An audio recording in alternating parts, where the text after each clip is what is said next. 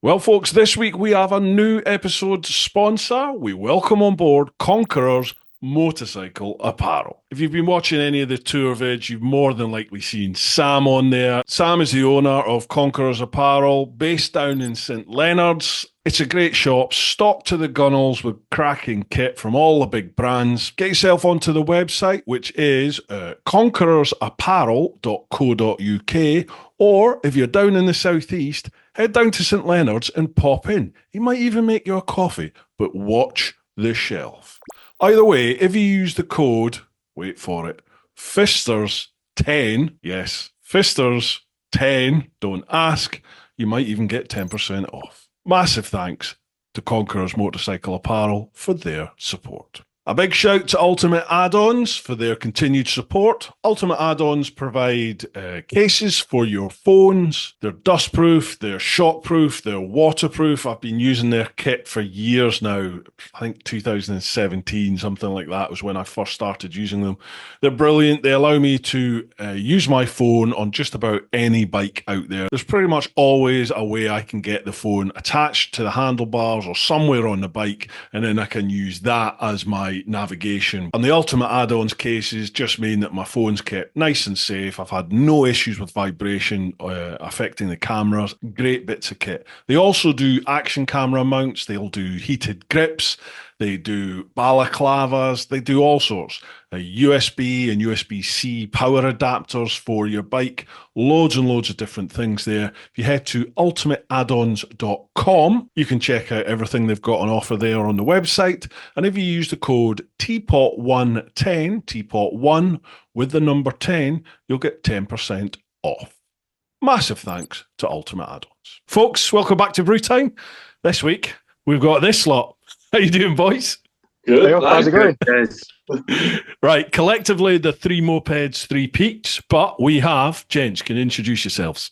Yeah, so I'm Charlie. I'm the one with the BSA Aerial 3 that's currently in various states of disrepair, but we're working on that. But yeah. And you're all red. Can you explain why you're in the dark and red? So I probably shouldn't be, but I'm currently on exercise. I've had permission from my boss to be here, but of course you have. We're a bit tactical at the moment, so yeah.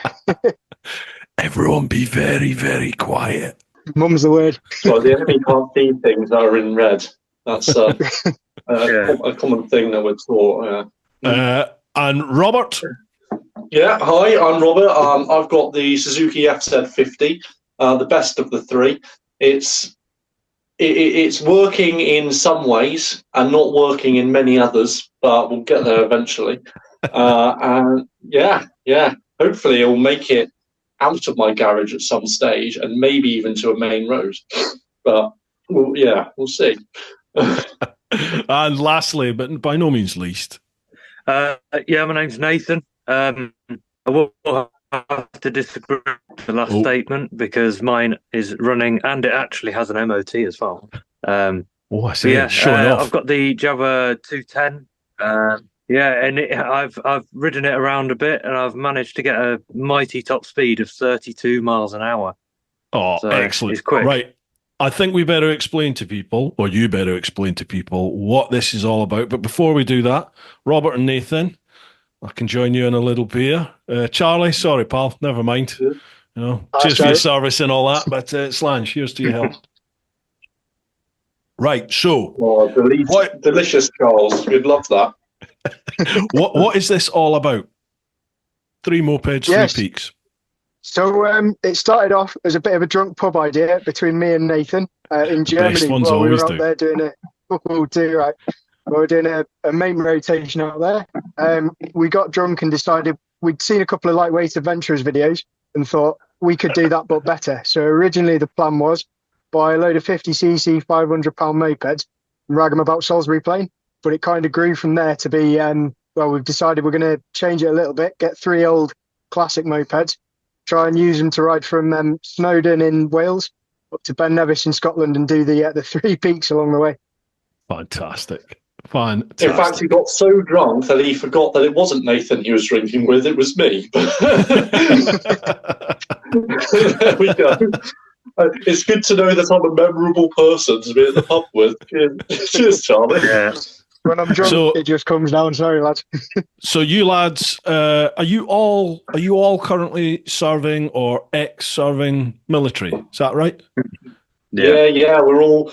Charlie and I are both currently in the REME. Nathan was, but then he left us to do lesser things, and yeah. So we've all got a history in the military, in the army, and some of us are still going, some of us are still currently in the field, and some of us have left. Awesome. So, what is the point of doing this then? You're doing this for charity. What are the charities? All right. Yeah. So, because we've got a charity each. So the charity I'm doing it for is Our Place in Sutton Coldfield. It's kind of a community charity, and they help out people who are vulnerable, whether that's through circumstance or because of mental health, stuff like that. My mum works for the charity, or she used to be a lot more involved. She's retiring now, but so she would go around to a lot of schools, and like I say, people who are struggling. It'd be counselling and stuff like that. But then they also provide training for people to then become counsellors.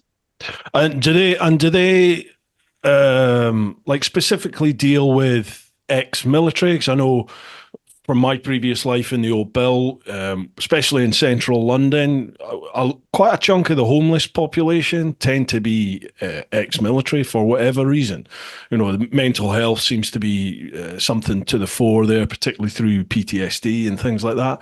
Do they deal with that? Do they help out ex-military at all, or is there a connection with the military? There's not anything specifically like military based. Right.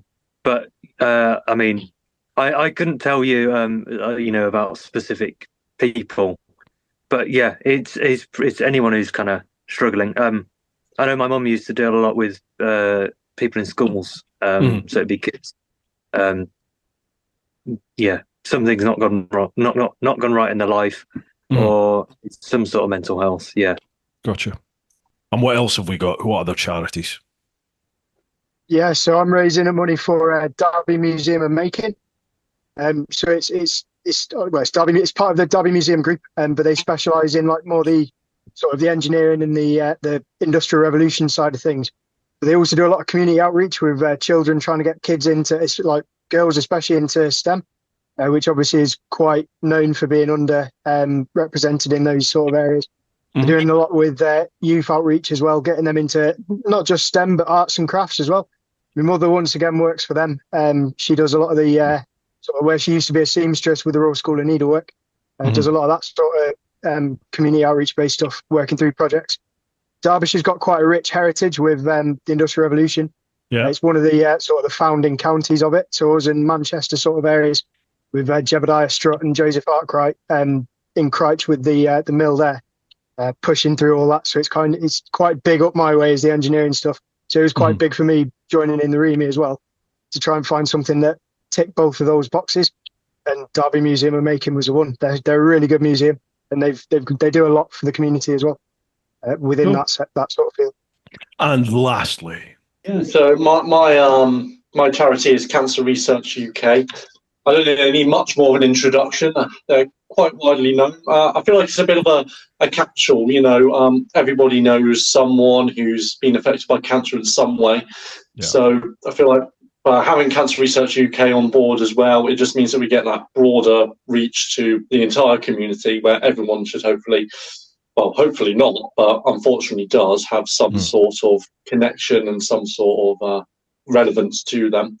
They do a lot of work for a lot of people. Founded on the 4th of February 2002, and since then have just raised tons to try and defeat the horror that is cancer. Unfortunately, that plagues too many people, and hopefully one day will be defeated. Well, wish you the best in raising. Have you got a target set at all? So we've set ourselves the rather lofty heights of £3,000 on account of there being three of us. So three seemed a bit of a recurring number there. And like it. Instead of 300 quid, why not try and push it a little bit, see what we can get. We've got to make sure you smash that for sure. Right, gents, three classic bikes. I get why you went for the extra challenge of classic mopeds, but how did you pick them? Was it just whatever was available, or did you all have a set one that you wanted to go for? Yeah, so I was I the first one to pick one up, or was it you, Rob? I think it was me. Yeah. So with mine, what it was is, as we said before, the original plan was to get a couple of scooters. Me and Charlie to get a couple of scooters to just smash them around Salisbury Plain and do nonsense with. But I then, on Facebook Marketplace, where all the best things are, and the FZ50 just appears like, just appeared like a dream. And I saw it and I thought, that it is just the best bike that I ever did lay eyes on. So I went for that, and yeah, when we got it, I took Charlie with me as the expert in engines and mechanics. It's your fault.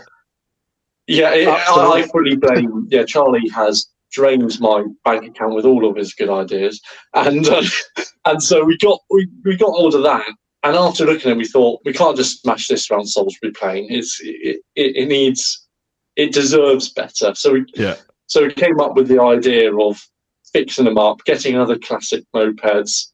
Charlie then got a trike, which is close, and then to take them around the Three Peaks and try and raise some money for some excellent charities.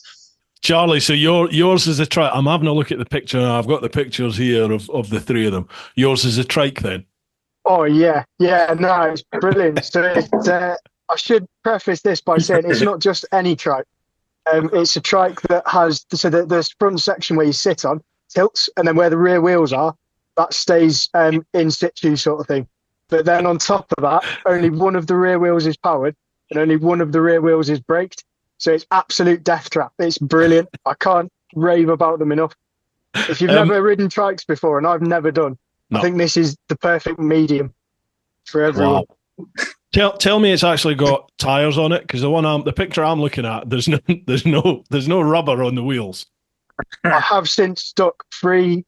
I think they're £8 Halfords BMX tires. Yeah, that's the one. Push bike tires. So you can't get proper motorbike tires for them. So on the BSA owners group, they recommend, I think it's Continentals. But I've just, for the time being at least, just chucked some Halfords, like £8 ones on, and they've done brilliantly so far. Have you got any backing so far? Are any companies helping out?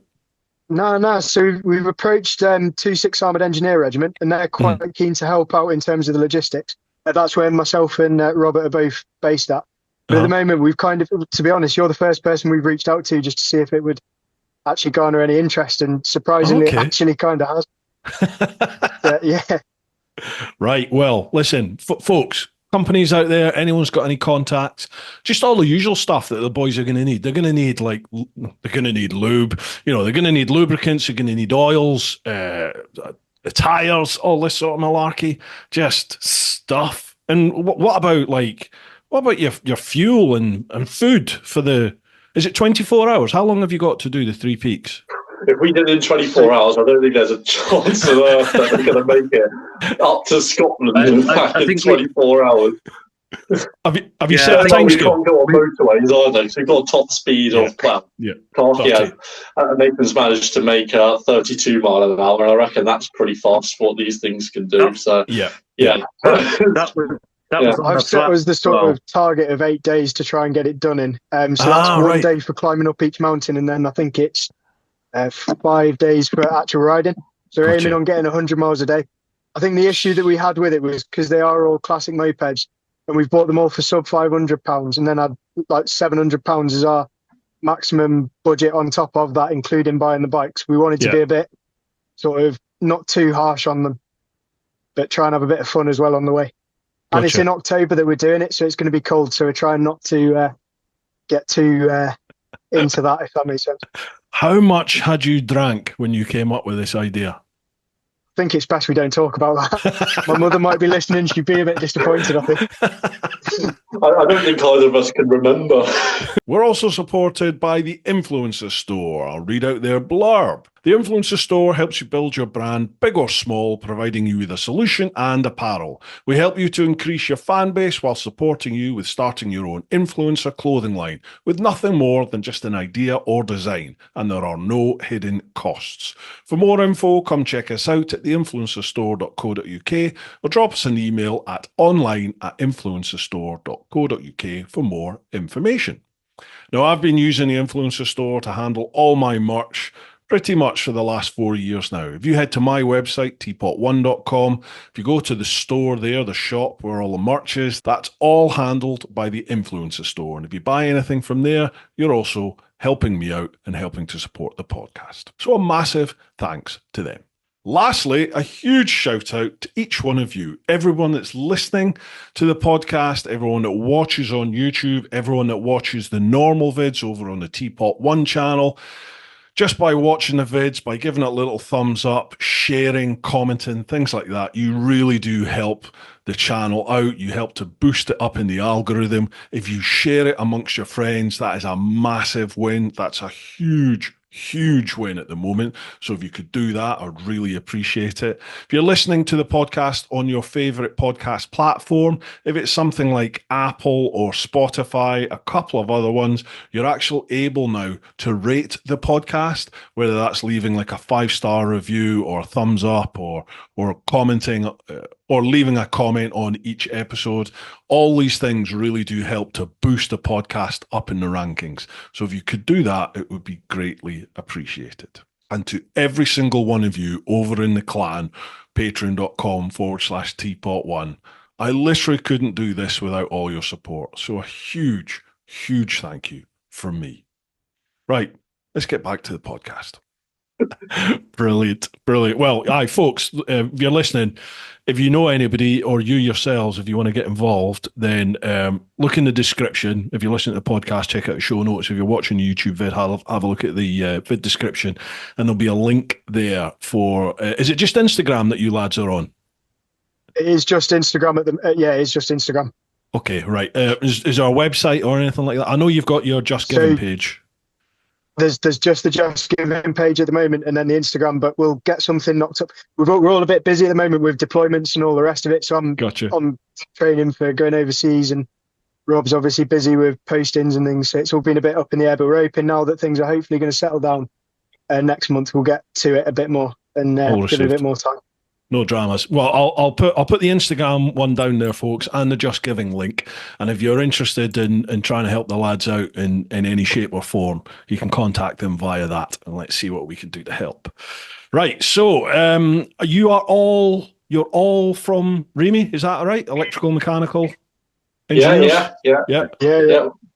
So, sorry, go on. Sorry. So 2 of us are VMs. So me and Nathan actually met at a previous posting at 5 Battalion Remy. And then Robert's Lecky Tech, and we both met at 2-6 Armoured Engineers, which is where we are now. Right, gotcha. Yeah. I'm sure you won't be surprised that, I chuck this out on my socials. For some reason, it's not garnered much interest on the socials, but on Patreon it has. I've got a good, healthy following on Patreon. And I think you're going to get quite a bit of abuse from various other branches of the military. But, I'm sure you're used to that. They're just all jealous, that's all. It's natural. It's natural to be jealous. Obviously. Speaking of which, shall we crack on with some questions? Because that's obviously going to go open up all sorts of conversation. And Charlie, you might need to dive off at some point anyway. Yeah, cheers, mate. Right, okay. So first off, we'll head across to Patreon, patreon.com/TeapotOne. First one, Owen Harries. How you doing, Owen? Now here's a challenge close to my soul. I'm ex-Remy, so now have the reconnaissance military operate. So know how the reconnaissance military operate. Question 1, how are you all going to cope with logistics? Food, shelter, recovery. The AA only offer 5 call-outs per year. Right, so how are you dealing with this then, the actual logistics? That's a proper engineer question, that, isn't it? The practical side of it. Yeah, so 26 Engineers is helping out a lot with that. We've also got another member of the team who will be driving a support van. So he'll be able to have, extra some spares and extra bits that we might need for when we inevitably break down. I mean, we say break down. Reema's not Charlie hasn't managed to get working in the first place yet. But when we get him working and then broken down again, we'll have some extra spares there. So that's our main way of recovery and self-help, if you like, by having our extra van driver. Gotcha. So literally, are you just like camping at the side of the road in the evenings, or Probably. What's the crack? Yes, it's relying on the kindness of strangers to a point, and then camping on the side of the road. So we're taking my van with my mate Tom Mills driving it. He's Reemy as well. He's at One Mercy in LAD as a striper there. Top lad is.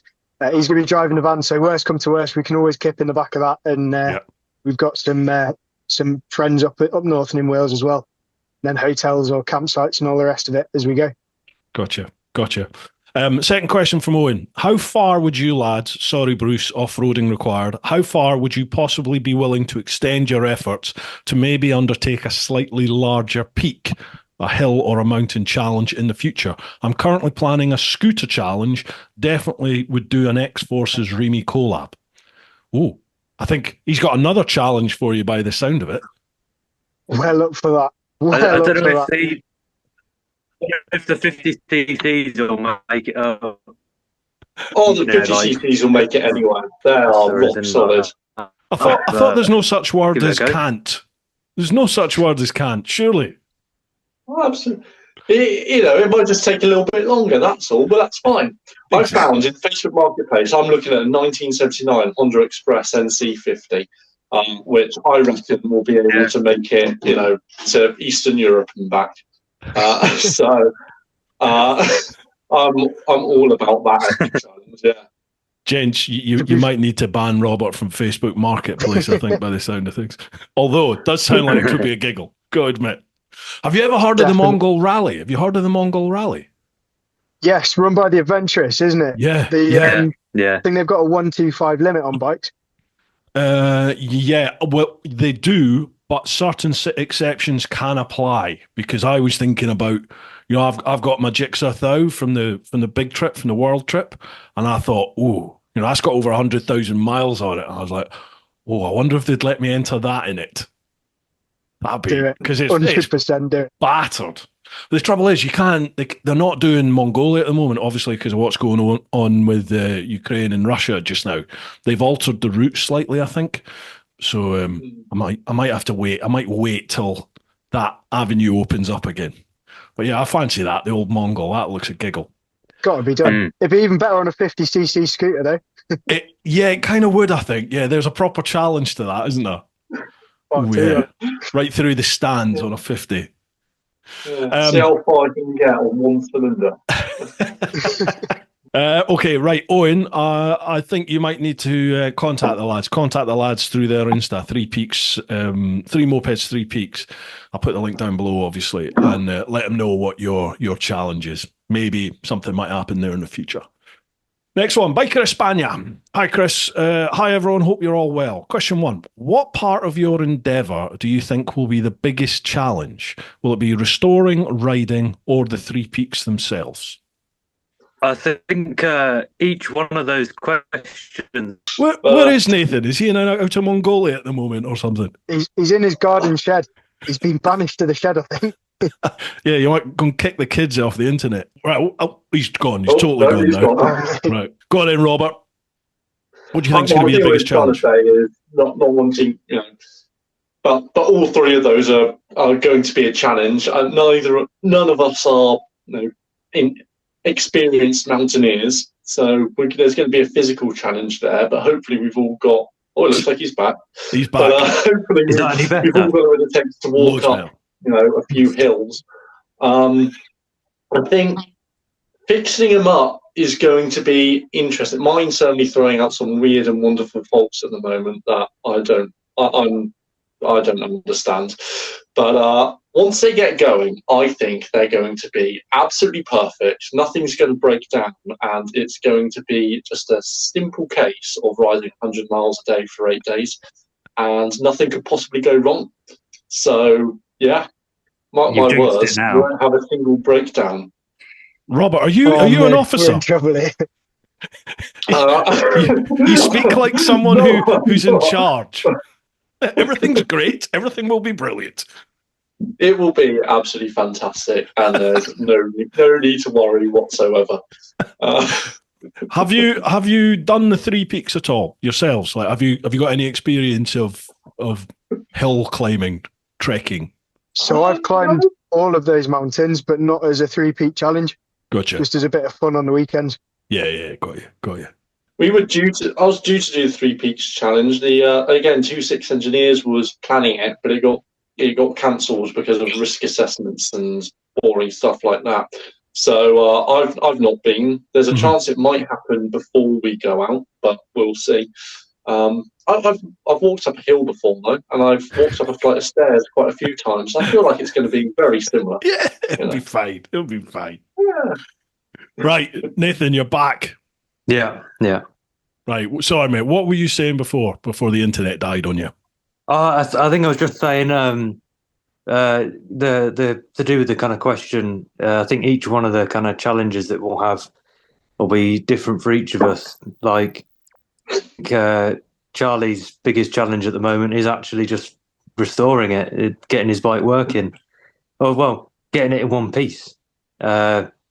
And Robert's, yours is probably getting it kind of fine tuned, running properly. And then I don't know what mine is because mine runs perfectly. Yours is paying for all the tax that we don't have to worry about. We've got proper bikes that are tax and MOT exempt at this stage. Yeah. So. Go on then. So what is your one again, Nathan? What one have you gone for? It's a Java 210, the Babetta. So how does that? Sorry, go on. I think there's only, at the peak in like the 90s there was 30 on the road, and now with mine there's 3 left on the road. Jeez, really? Yeah. Why is that then? Is it because are they made of cheese, or like why? What's the reason? I think a lot of people don't register them. They just use them as they put them in their caravan and then they use it to put it around caravan parks and stuff like that. Got you. Charlie, what about yourself, pal? Oh, it's definitely the restoration for me. So I should probably point out that I bought my bike, surprise, on another little bit of a drunken Facebook marketplace search. It cost me £280 and I had to pick it up from a scrapyard in Boxes from Norfolk. So 280 quid? 280 quid with a apparently refurbished engine. And it looks pretty sweet, to be fair. I finally managed to get a carburetor thanks to the BSA Aerial Free Owners Group, who's absolutely amazing. And so I just need to bench test that when I get back from this, which has kind of put a stopper on that. But so 280 quid that cost me. But it was in Boxes. And as I say, in the back of a scrapyard in Norfolk, so perhaps not the best place to go looking. No, I had a look at the Instagram for Three Mopeds, Three Peaks, and I see you started to put up some content around about the builds, the restoration of all the bikes. I take it that's what's going to happen as we progress through into next year, just as the builds progress, and hopefully we get some progress on the builds and stuff. That's all going to be documented there, is it? That's the plan. Unfortunately, I'm disappearing off for another 6 months in March, so I've got till then to get my bike finished. But hopefully I'll be keeping the stuff up for the other 2 boys. And I'd like to just say as well that Derby Museum have very kindly offered to show my bike once it's finished in March next year. So if anyone wants to go and check it out there, and feel free to tag us in the Instagram post as well. That'd be mega. Brilliant. Have you got your hashtags and all that malarkey sorted? Oh yeah, it's all on the Instagram. I think we've got a few little bits and pieces up there. You love that. You love a hashtag, don't you, Rima? Oh, I love it. I can't beat. I struggle focusing a little bit. So Facebook's a bit much for me. But I find with the pictures on Instagram, it's so easy to use that it's just brilliant. You can scroll through it all day. Yeah, I find Facebook a total nightmare. Facebook's probably my biggest platform. It's 120 odd thousand followers on that, but I hardly ever use it because it's just It just seems to be so disjointed over on Facebook. I don't know if it's because I've got a business account for TeapotOne, but it's all over the place. And the Facebook Messenger thing, it's like half the time it's full of ads and just junk. So to be honest, I don't often check it.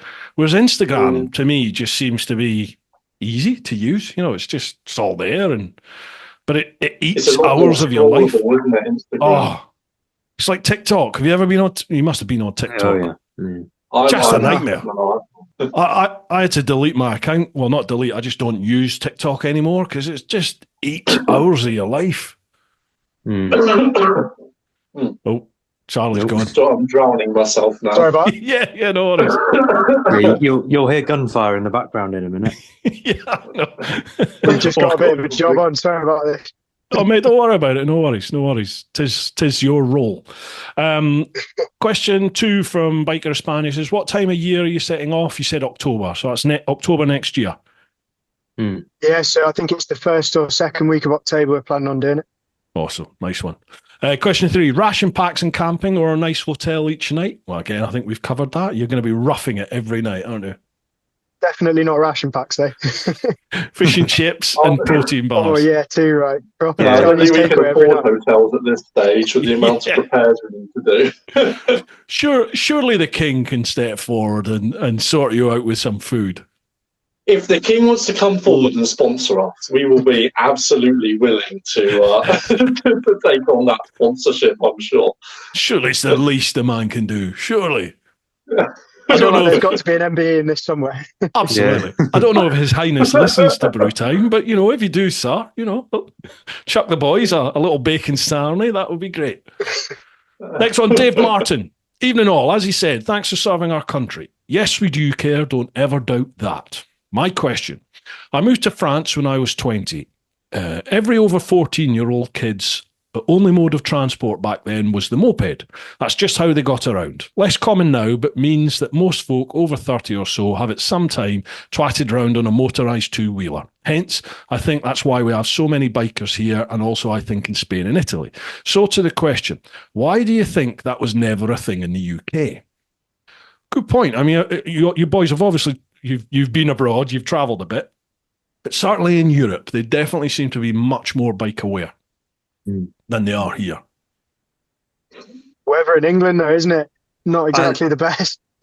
I also reckon, kind of in the past, when it came to like the whole mods and rockers thing, because my missus' parents, they always say they're not mods, but they know a lot of them, and they've got her dad's got a collection of Lambrettas and Vespers.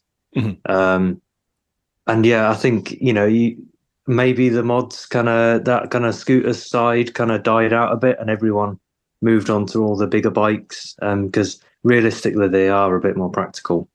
I reckon that's what's happened there. And then maybe to do with licensing.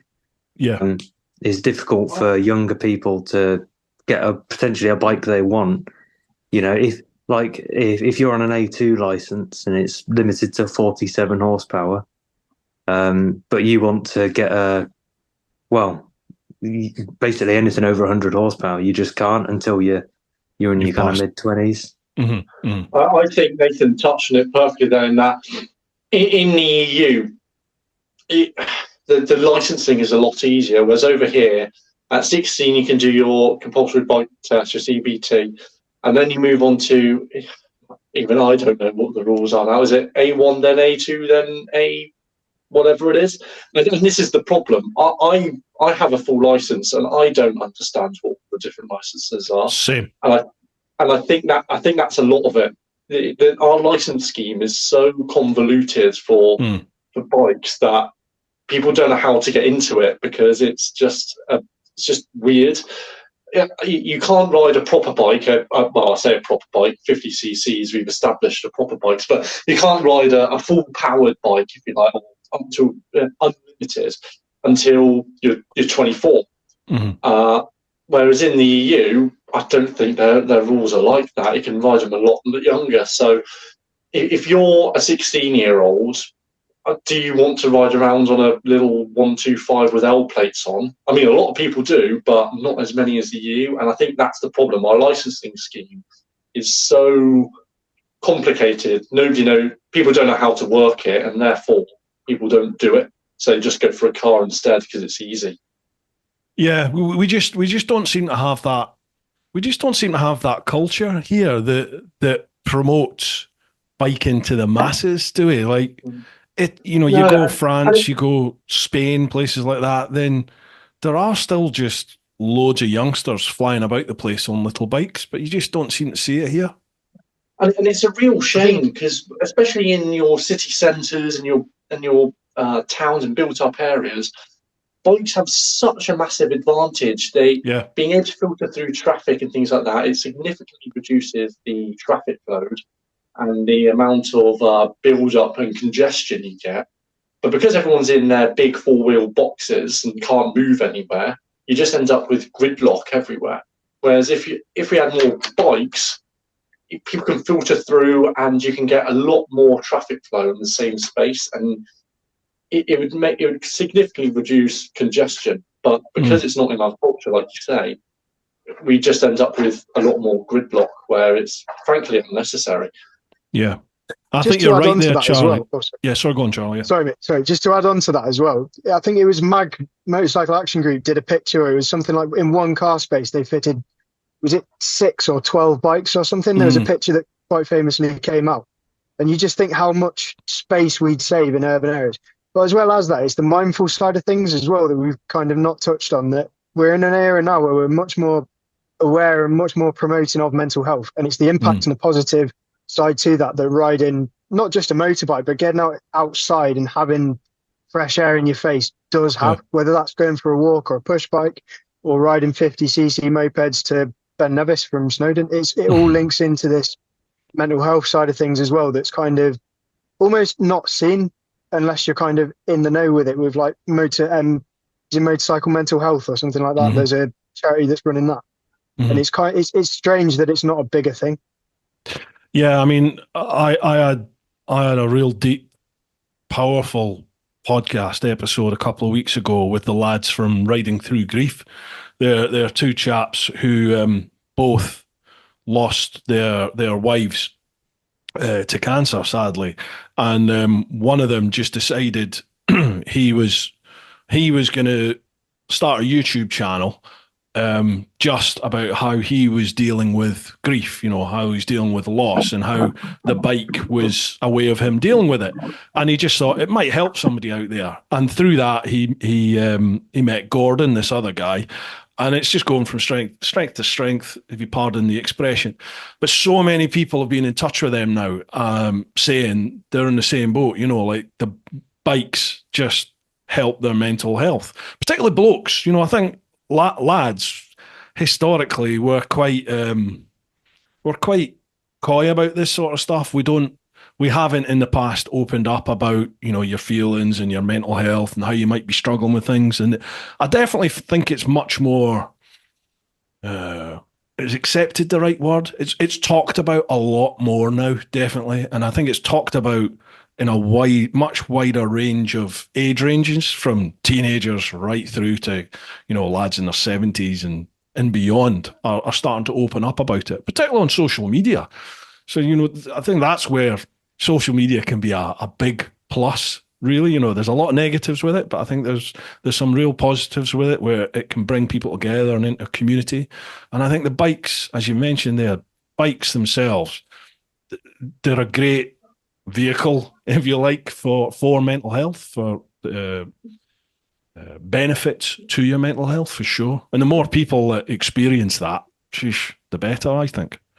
I think you're absolutely right. And like you say, bikes, you see that there are a lot more male bikers than there are female bikers. It's fairly male dominated. And like you say, men in general, we're pretty poor at opening up, but biking is a really good way to just form groups. You have loads of ride outs and things like that. I'm currently taking lessons with IAM, the Institute of Advanced Motorcyclists, and they do ride outs at least once a month, if not more.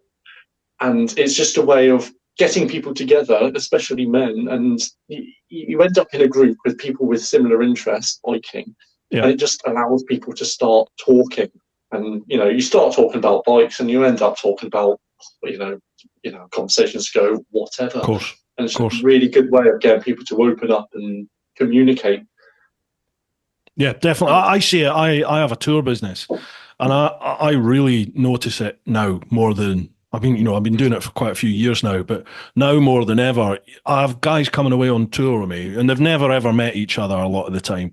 And as you said, you're sat there having a coffee or a brew or whatever during the day, or a beer in the evening, and bikes instigate the conversation. That brings everybody together. But then the lads start chatting, and like, the blokes just open up. Probably because we're all strangers, but they just open up about stuff, and it's incredible what people are hauling around, in their heads a lot of the time. And a lot of the time they don't ever speak about it, but you put them in that situation where they're just together and they've got the bikes and maybe a beer flowing, and the lads just start talking, and you can see it really does help a lot of them. It's great to see. Dave is asking a question here. He says, secondly, what would be the thing to encourage younger people in and keep a broad church? Yeah, I think I think the licensing thing needs to be sorted out, and the insurance and the cost. Just the financial side of biking is quite restrictive. Well, very restrictive now. Yeah, I do fully believe that the licensing is a big thing, that the biggest blocker that prevents more people getting into it. It's only cheaper to insure a bike, and it's cheaper to tax a bike. So cost of living, as we know, is insane right now. So anything extra is, you don't want to pay extra. But yeah, I think to get more people in, we need easier licensing, and also a bit more emphasis on biking. If you're not in the biking circles, if you're not in the community, you don't hear about it that much. There aren't adverts on TV advocating biking. The best you get is an adverts on, look out for bikers so you don't crash into them, which is, important.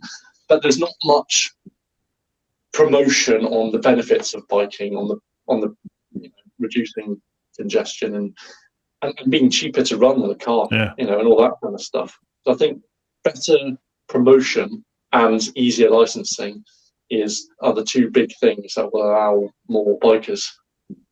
So why do you think that is then? Why do you think there aren't the bike adverts out there? Like, you get car adverts, there's no bike adverts. Why is that, do you think? I think it's a bit of one thing causes the other, catch-22. Because there aren't many bikers, you're not going to get as many adverts, and because there aren't as many adverts, you're not going to get as many bikers. So we need to try and break that cycle somewhere. It's also a bit of you hear a lot of people complaining about bikes. Unfortunately, there are, in any group, you have good people in that group and you have bad people. You get good riders and you get bad riders. The ones that are zipping in and out of traffic in ways that definitely aren't so legal and so safe. And unfortunately, people lock onto that negative side. So we need to try and get rid of that, and try and focus on the positives and the benefits of riding. And that'll be a good step forward to further promotion to riding. Yeah, I wonder why the biking sector, why? Because the main manufacturers all have PR teams companies that handle their PR. So you think it would be in their best interests to get together and figure out some sort of campaign to promote biking, surely? Because the more you promote it, the more bikers you bring into the market, which increases your potential customer base to buy your product, doesn't it? So I wonder why they've not done that then so far. I think kind of part of the problem is it kind of ties into the whole licensing thing. Is that, say for example, if you have you just your CBT and you can just ride a 125, there's only a very set group of bikes that you're actually able to buy. So, you might go for a Gixxer 125 or a CB 125R. And it's kind of the similar when you get into the A2 as well. A lot of people go for the KTM 390s, the Honda 500s, and so on. And so, I would guess for them, they don't feel the need to advertise to that group, because that group is forced to go for those bikes, in a way. Yeah, but there's definitely, I can really see a big rise in these smaller mid-range CC bikes. Your 300s to sort of 600C, maybe not even 600. Your 300 to say 500cc range, because there's a definite movement at the moment where people are stepping away from the big adventure bikes. There's definitely a crowd, a momentum beginning to build of people moving away from that and having a look at smaller CC bikes. Hence why the likes of BMW just have that concept, that 450 GS. Have you seen that? The concept bike on that looks amazing. That's the one that's based on the 1300, isn't it? Yeah, but it's just 450. I mean, it looks amazing. Sounds awesome as well. I think that could be a massive seller if they actually. I think they're going to build it. Plainly, they're going to build it. It'll be interesting to see how. Oh, sorry. No, carry on. Sorry. No, sorry. It's just to say. So both me and Rob both are into off-roading. It'll be interesting to see how that kind of fills a gap almost with the sort of between the Honda CB500X and the the Tenere A700s, and then the bigger bikes like the R1250s, the 1300s. I think there's definitely a gap in the market for a sort of middleweight 450 sort of adventure bike, but then it's whether they can pull it off in terms of having that balance of something you can take down to Strata, Florida and Wales, and then ride into work on the Monday. I think at the moment there's a lot of, especially with the lightweight bikes, like you're looking at the Honda CRF sort of things, the Royal Enfield Himalayans, they're very much one way or the other sort of thing. It'd be interesting to see whether they can balance that out. Yeah, for sure. And I think it's a two-pronged sort of attack there, in that the biking market is definitely getting older here in the UK, so those people that are now at the big adventure bikes, I see comments all the time and across my socials from particularly blokes who are just like, these bikes are just too big for me now. They're getting a little bit older, and a big sort of 250, 260 kilogram bike, it's too much for them to handle a lot of the time to move the thing around. So they're all starting to look at smaller CC bikes. There's a big rise in women coming into biking. Not to say they can't handle the big bikes. Of course they can. But I think just the physical constraints a lot of the time, they are looking for more manageable bikes out there. And that's where this mid-ground is. Have you seen, is it, what's the channel?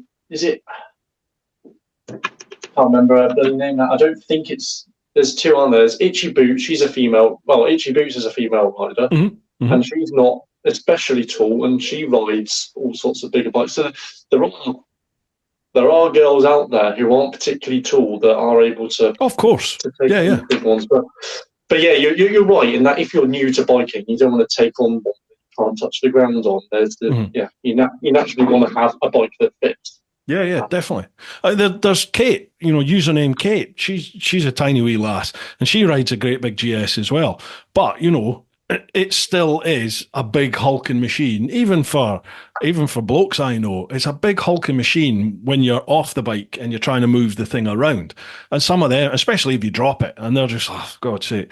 So there are people that are just looking for these smaller bikes, and I can really see a big growth in that market, and particularly because they're going to be cheaper to insure as well. Because my 1300, what's that cost me? 900 and something pound a year. That cost me for full business use and max mileage. There's a chunk of change you got to pay, and I've got 10, 11 years no claims with it, so it's still a lot to pay. Whereas a smaller CC bike, it's not going to be anywhere near that, is it? And that's a thing, though. But with the smaller CCs, again, if you're 16, you can only get a 125, and if you're 16, you also just don't have the funding to buy much. So, costing is a big thing. People can't afford. Definitely. But I think fundamentally, there needs to be, there's got to be a drive from the motorcycle sector itself. So like the PR teams, somebody has to get hold of this and try and, as you said, get biking back into the fore more if that can be done. And I don't think traditional TV advertising is the way to go anymore. It has to be done through social media. Definitely. Yeah. I will say I get a lot of bike adverts, like selling them on my social media, but then I think the problem is the algorithm, really. Like, yeah, of course. They know that I'm someone who's interested in bikes, but if someone isn't, then they don't get advertised to. So I seem to get a lot of gym girls and CrossFit chicks for some reason. I don't know why that is. I must be doing something wrong because I just get funny dog videos and then bikes as well.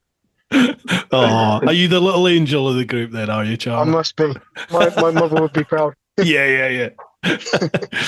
Dave says, enjoy the ride and don't forget the 7 Ps. Is that proper planning prevents piss poor performance? Is that what that is? Yeah. Right, gotcha. Did you go to that lecture, lads? Have you been to that lecture? What lecture? Like it. Cheers to that one, Dave. Next one, Lee Churchman. Evening, lads. What a fantastic endeavour. Right, given the fact you're Remy, who have you bought your vehicle breakdown cover from? I'm with the AA. Like it. Confidence. Yeah. That was it. He just says, wishing you all the best for your challenge. Cheers. Lee the Tanky. Next one. Julian Claydon. Evening, gents. Firstly, congratulations on coming up with such an epic challenge. And secondly, thank you for choosing such a worthy cause. My question is, did you set yourselves a budget for your chosen steeds? And whose bike was in the worst state and in need of the most fettling? I wish you every success for your challenge. Jules from Kent. Well, we kind of covered this. Charlie. So go on in. I feel like I should cut in here. So the budget set for the bikes was £500 and the total budget for the bikes and the repairs was £700. Now, the lads would argue that as mine was found, is in boxes from a scrapyard in Norfolk, it would be my bike. However, I would make an argument that potentially Roberts could have been worse off because his electrics don't work. And he also, how many carburetors was it you had to buy, Rob? Well, I've only bought the one carburetor, as well as another rebuild kit that was for the wrong carburetor, so we won't worry about that. The electrics, however, you say my electrics don't work, the horn is immaculate. I'll have you know that it honks like you wouldn't believe. No, everyone's going to hear me coming with that one. But you are right. My front indicators come on, but they're only solids. They don't flash. The rear indicators don't come on at all. I've got no headlight. I've got no side light. And the brake light turns off when you apply the brake. Right. Which is an interesting feature of the FZ50. The brake lights are on until you press the brake, then they turn off. You know what the solution to that is? Don't brake. Don't brake. Well, I mean, I don't really have to with the speed it goes at the moment. Exactly. Put your feet down. Put your feet on the floor. There you go. There you go. Where there's a will, there's a way. Yeah. Andy's got a question for us. Evening, gents. Hope this finds you well. Firstly, let me say thank you for your service to our country. Now to the questions. How much had you had to drink when you came up with the idea of not only doing the 3 peaks or even using mopeds as a means of transport, but to add the third level of restoration of said mopeds? Yeah, I think we need to delve into this. Like, what sort of a booze sesh are we talking about when you came up with this idea? There was a reasonable selection on tap, and we did have to try quite a significant amount of them. I'm trying to remember what they were called now. Charlie, can you remember what they were called? I know it was called the Pheasant. It was like Boxer Ales or something, wasn't it? Or Boxer Bowerland Brewery, maybe? What, not even tequila? It was in the monthly bar on camp. I particularly liked the Pheasant. Charlie particularly liked the Boxer. There was another one as well, but yeah, we had a fair few. We had a fair few and quite a long discussion. How did you come into this, Nathan? Well, I think I was just speaking to Charlie at one point, and he just went, "Oh yeah, I'm doing this challenge," and I went, "Oh, can I join?" And it just meant an excuse to get another bike. So I think it was only a few days later that me and you went to pick one up, didn't we? You're the one to watch, the aren't you? You're the one to watch. Never mind the Action Man Commando sitting in the infrared in the background there. You're the nutter, aren't you? I can tell out this group. Where were we there? That was Andy's first question. Second question. As an example of a, let's say, experienced human, i.e. an old man, I still have fond memories of riding around the estate in Woodlands where I grew up on an old C50 that my group of friends' parents had used to travel to work. Indeed, I often wonder if my motorcycling journey is an attempt to recapture that joy. So what was your first experience of riding and how do you now look upon it? Well, I'll jump in mine. I actually rode. I had a Suzuki, I think it was a 50cc, and then I went up to 125 when I lived in New Zealand at the time when I was about 7 or so, and I rode that around with my bike, which is a time I look back on a lot. I believe we've actually got pictures on the Instagram of my time back there. My first time riding actual bike, so if you like, was at 16. Got my my CBT. I got Honda Varadero 125. Called it Black Dragon, and it was it wasn't much more than a hairdryer on wheels. But I tell you what, I loaded up with some weight, and it moved not very quickly and not with much efficiency, but it did get me around. I mean, at the time, it was so slow and pathetic that honestly, I then stopped riding for a bit and then came back when I was 24. But looking back on it now, it was such a silly vehicle. It just couldn't go up hills. It just had no guts to it whatsoever. And it was such a good vehicle. I'll try and find the picture of it loaded up, and we'll put it on our Instagram so you can look forward to that one.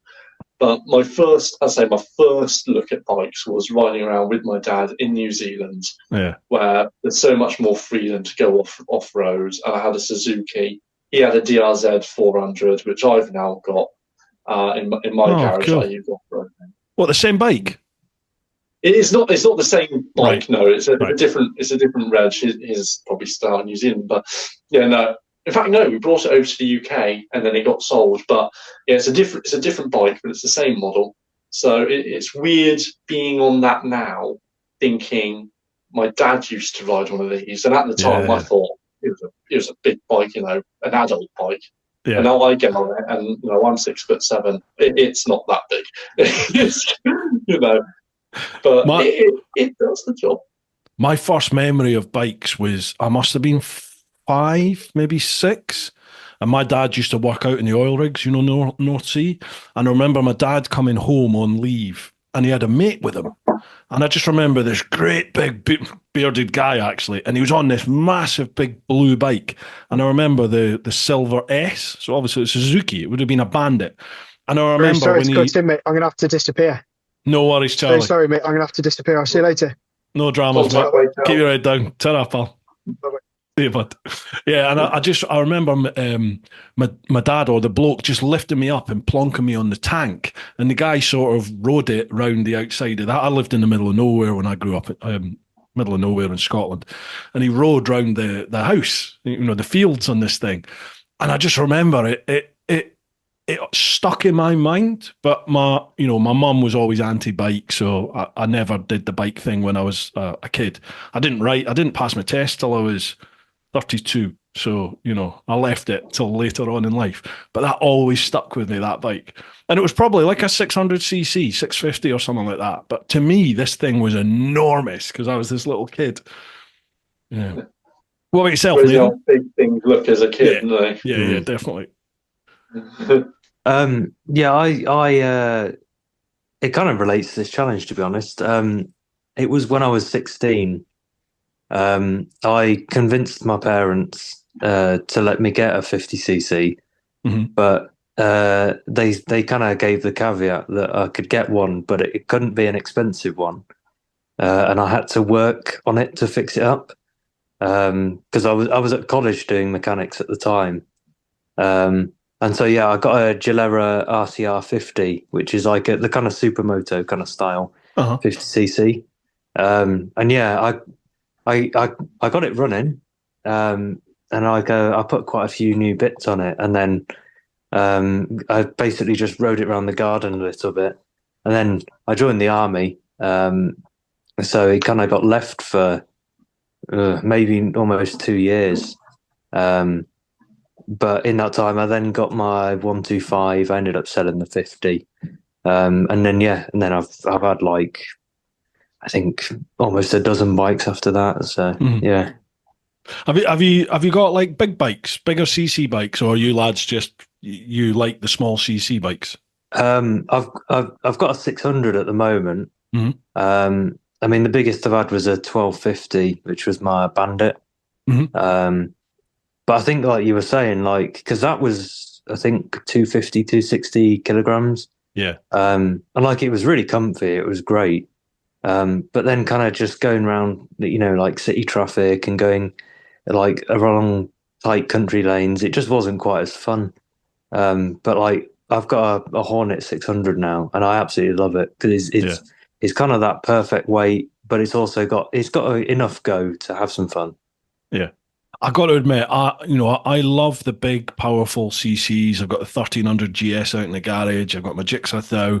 I love the big, powerful bikes, but I really enjoy the small, like the 125 CCs.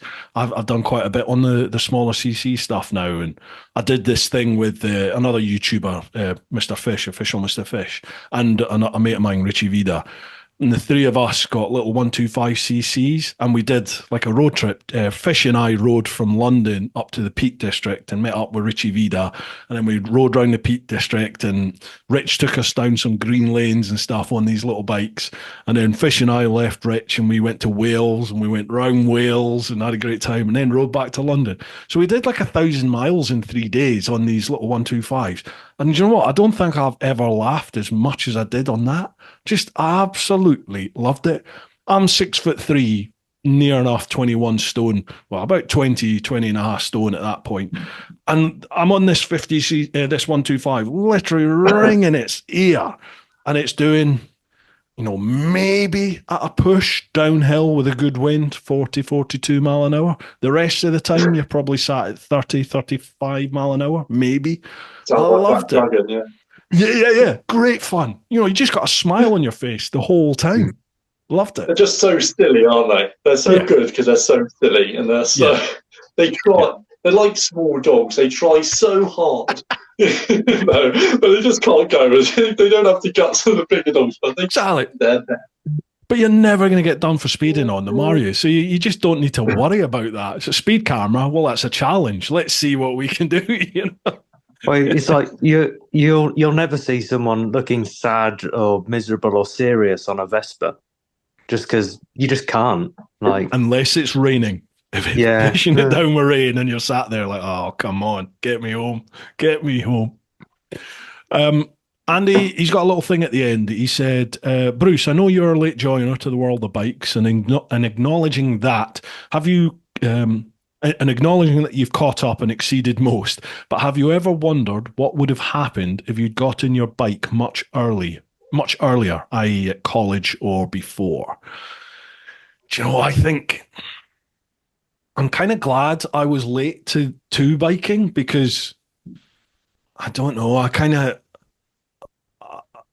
I was late to biking, but I look back and I rode like a complete idiot, on...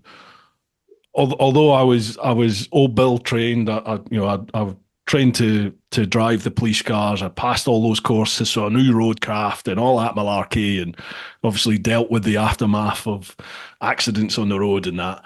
But I still rode my Gixxers like a fucking arsehole, just a twat. And I think I got away with it. But I think if I'd maybe done that at a younger age, I don't know if I'd have made it to 32, to be honest. I'm quite glad I was a little bit later, because I've hopefully had a slightly more mature head on my shoulders, maybe. But I still rode like a twat, so I don't know. I don't know. What do you guys reckon? I think it is something that you do kind of, because obviously, like getting on a bike, like they are quick, and I think it is something you kind of just you have to get over it, kind of. Yeah. Like, you get have it to out your grow. system. Yeah. And then once you do, it's That's what we feel. yeah. Good lad. Sorry. Yeah, once you do get over it, like, then you just enjoy the ride, don't you? Mm-hmm. I still like making progress, but I think I know I'm definitely much more reserved now than I have been in the past. But I still enjoy it. I'm still having fun. So I'd highly recommend currently taking lessons. I mentioned it before with the Institute of Advanced Motorists, the IAM. I'm taking lessons with them at the moment, and you talk about making progress, and it's part of the course of using the benefits of being on two wheels, the extra power that we've got, and being able to make that extra progress with more safety. And it makes you just, I've not finished it yet. I haven't passed I haven't even attempted the test yet. But already, after 2-3 lessons, I think, already I can see a difference in my riding. It's so much more progressive, but also safer. Yeah. So for those that are worried about the safety aspects, you can take lessons with them, and you can do that as soon as, you can do it with a CBT, and you can start taking advanced riding tests, advanced riding lessons, and they just help you be better, take advantage of what your bike offers you, and use that in a safe way to be better. Definitely. I mean, there's IAM, there's ROSPA, there's lots of private organisations out there, Rapid and people like that, but they're all based on Roadcraft, which is like the sort of police handbook for driving and riding on the road. And just Roadcraft itself, folks, just learning the basics of roadcraft, things like reading the limit point and reading the markings in the road, just the simple white lines in the road, reading, knowing what the different markings mean, and the road signs, road positioning, all stuff like that can make a massive difference to your riding. So 100% do a bike safe course. It's a couple of quid, it's not much at all. Go out there and just listen to what the old bill tell you and what feedback you get from that. Simple things like your positioning in the road, it can really make a big difference to your riding, and will definitely make you safer. And you can reduce your insurance price. There you premium. Go. Yeah, absolutely. I know it's not everyone's cup of tea, but just having that knowledge and then apply it to your style of riding. Like I've done stuff with the IAM before, and I've not done stuff with ROSPA, but I know quite a lot of people in ROSPA. It's not my cup of tea. I'm not into that side of it, but 100%, I big advocate of just learn roadcraft and apply that to however you like to ride a bike, for sure. Hopefully it'll keep you riding for a little bit longer. I've seen a thing online where people as someone said, people love to upgrade their hardware, get their better bikes, get their better gear, get all that. But you're not going to get any faster or any better until you start updating the software that's in your head with better training and improving yourself. Your bike can only go as fast as the monkey on the handlebars can take it. It can only be as safe as that monkey can go. So it's like improve yourself, and you'll improve your riding. Absolutely. It's like spending 1,500 quid on a titanium exhaust to save a couple of kilograms on the bike to get you that little bit quicker. Yet we still go to Greg's. Sorry, what's it called? I don't think I can. I'm Scottish and I've had a beer. I don't think my tongue works that. Yeah, but then we still go to Greg's, don't we, and have a pasty, or McDonald's and have the burger. Just lose a bit of weight yourself and the bike will go quicker. But well. Anyway, gents, that's us. We've gone through all the questions. I've had you for over an hour here. Is there any part of the challenge that you'd like to focus on or promote? I think it's just, as I say, we need to get the interest out there, and have a look at our socials, and have a look at our Instagram, and see what get involved, follow us, like us, share us. And if you can afford it, donate to our giving. So it's 3 Mopeds, 3 Peaks is our Instagram, and just have a look. It costs nothing to just have a look at our Insta and see what you think and get involved. We are also looking, when we get closer to the date, we'll look at the route we're going to take And if we can, we'll post that out as well. And if there are people, preferably also on their little 50cc's mopeds or whatever you've got, you can join us for a leg or two, and we'll make a ride out of it. Awesome. Are you going to document it? Are you going to film it as you're going along for the actual challenge? Yeah, I think me and Charlie have got GoPros. I don't know about you, Robert, but yeah. I've got all the GoPros from past hobby. We're gonna have lots of camera angles. Awesome. Yeah. Have you got a YouTube channel? We will do. Yeah. There you go. We will do. That's a work in progress. At the moment, we're working on Instagram. Once we stop being as busy as we are, we'll open up YouTube, and we'll get that going too. Got it. I mean, these days, you don't necessarily need the YouTube. How old am I? You don't necessarily need YouTube now. You've got Instagram, so you've got reels, you've got your stories. To be honest, it's a lot less grief. You can just film it organically as you're going. You don't need to worry about like in-depth editing or anything like that. And it's just short form content. That's what people want. They can just digest short content there and then. Yeah, it'll be interesting. I'm looking forward to following and, following the bills of the mopeds and seeing how you all get on with them. Nathan's just sat there all smug. Mine's ready to go. Could do it tomorrow, Yeah, why not? Yeah, why not? You could do a practice run, Nathan. I'll knowing my luck, I'll break down like 5 miles away from my house. Like, so don't worry about it. You just cycle the rest. Oh, brilliant. Yeah. Awesome. Right, folks, as I said, all the links for this will be down below. Make sure you give the lads a follow. If there's any companies out there that think they might be able to help the lads, or anybody out there that thinks they might be able to help the lads out, drop them a line through their Instagram. Gents, been a pleasure. Nice to chat to you. Look after yourselves. Thank you very much for your service, for what you're doing. Thank you very much for your time. Yeah, pleasure. Cheers. Absolute pleasure. And as we get closer to October next year, if you want to come back on for another push before you do it, then drop me a line and we'll see what we can do. Sounds good. I'm sure we will. Right. Awesome. Okay, folks, hope you've enjoyed this one. Make sure you check what the lads are doing out. And as always, keep doing your thing. Look after those that you love. Get on out there whenever you can. But most importantly, live your life. Woo-ha! Let me stop that.